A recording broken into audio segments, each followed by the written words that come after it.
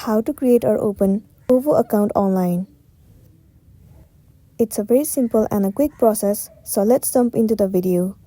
First thing first, you have to move into any of the web browser, or you can move into Safari if you're on your iOS device. Let me head over to Safari for now. Once you are in here, in the source bar, you have to search for OVO account login.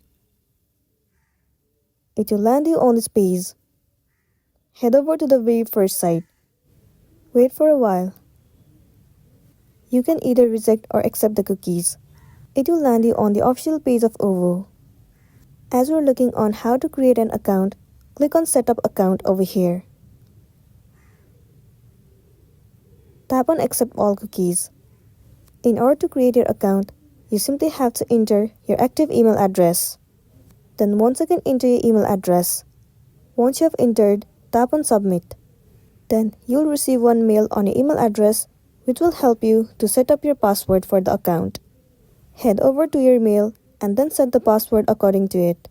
Once you have created your password, follow the on-screen process and then you'll be good to go. So that's all for today, and this is simply how you can create OVO account online. Make sure to smash the like button and consider subscribing if you found this video helpful. We'll see you in the next one.